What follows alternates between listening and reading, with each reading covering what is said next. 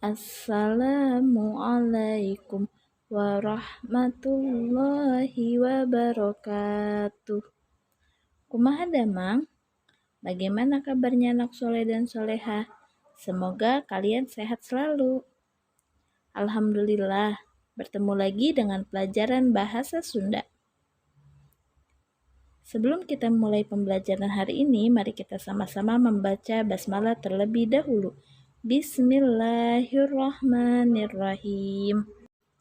Ada yang masih ingat nggak pada pertemuan sebelumnya kita sudah belajar tentang apa? Ya, pada pertemuan sebelumnya kita sudah belajar mengenai tentang kaulinan barudak. Kaulinan barudak artinya permainan anak-anak. Kaulinan artinya permainan, barudak artinya anak-anak. Kaulinan barudak bisa dimainkan ku lalaki atau perempuan, atau bisa juga dimainkan oleh lalaki dan perempuan. Contohnya kaulinan barudak ada congkak, gatrik, sapintrong, dan yang lain-lain. Nah, kaulinan barudak banyak sekali manfaatnya. Itu dia pembahasan kita pada minggu lalu. Lalu untuk minggu ini kita akan belajar mengenai tentang kalimah aktif jeung kalimah pasif. Apa ya kalimah aktif jeung kalimah pasif? Yuk kita simak baik-baik mengenai tentang kalimah aktif jeung kalimah pasif. Sebelum kita membahas mengenai tentang kalimah aktif jeung kalimah pasif, kita akan membahas dulu mengenai tentang kalimah. Kalimah itu terdiri dari subjek yang dalam bahasa Sundanya jejer.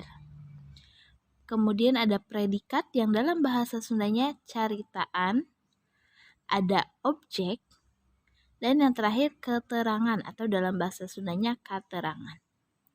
Jadi, kalimah terdiri dari subjek, predikat, objek, dan keterangan. Contohna, Aldo jeung Farel keur main bal di lapang.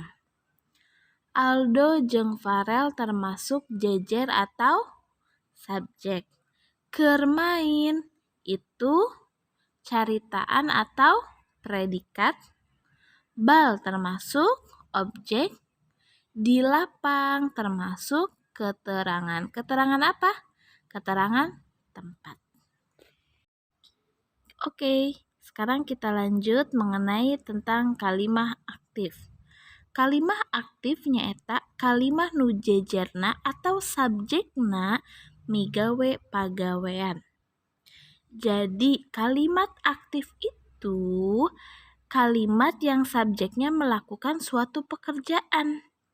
Seperti contohnya, Asih jeung Ema keur main congkak di imah. Asih dan Ema sedang bermain congkak di rumah. Nah, jadi subjeknya yang mana tadi? Subjeknya itu adalah Asih dan Ema. Sedang melakukan pekerjaan. Apa pekerjaannya? Pekerjaannya itu adalah bermain. Jejer atau subjek dina kalimah aktifnya eta tokoh atau palaku. Jadi subjek dalam kalimat aktif yaitu tokoh atau pelaku utama. Contohnya Asih jeung Ema keur main congklak di dapur di imah. Jadi jejer atau pelakunya itu yang mana?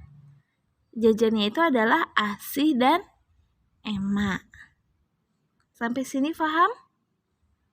Oke, kalau paham kita lanjut ke kalimah pasif.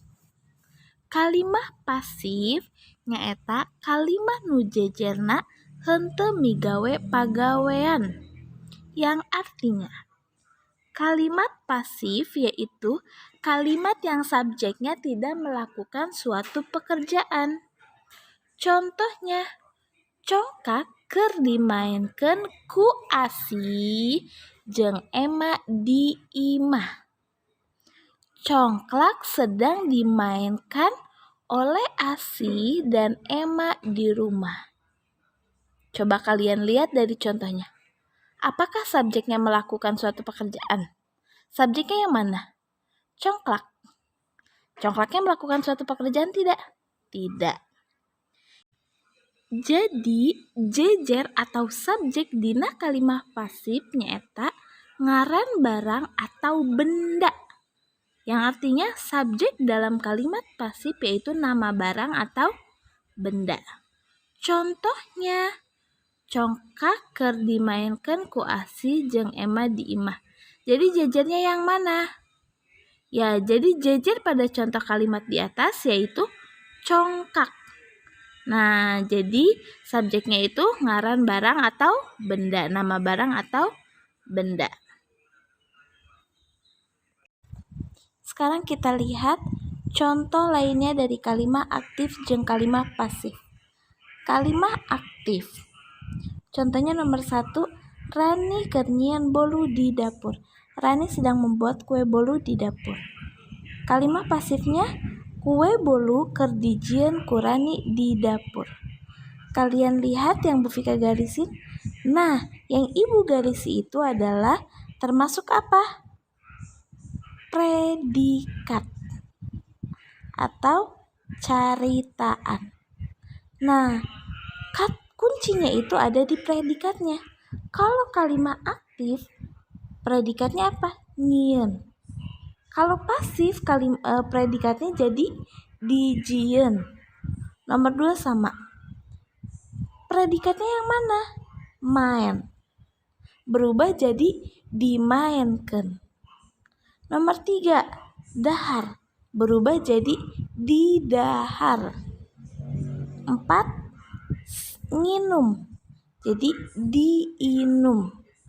Jadi kata kuncinya itu ada di mana? Di predikatnya. Nomor 2, barudak lalaki keur main gatrik. Jadi apa? Gatrik keur dimainkan ku budak lalaki. 3, Nina keur dahar sangu. Berubah jadi apa? Sangu keur didahar ku Nina. Nomor 4, Amel keur nginum susu. Kalimat pasifnya, susu keur diinum ku Amel. Bagaimana? Sampai sini sudah paham? Oke. Kacindekan atau kesimpulan. Jadi untuk kesimpulannya hari ini, kalimat terdiri dari jejer, caritaan, objek, dan keterangan. Kemudian ada kalimat aktif dan pasif. Kalimat aktif nyaeta kalimat nu jejerna atau subjekna migawe pagawean. Kalimat aktif yaitu kalimat yang jejernya melakukan suatu pekerjaan.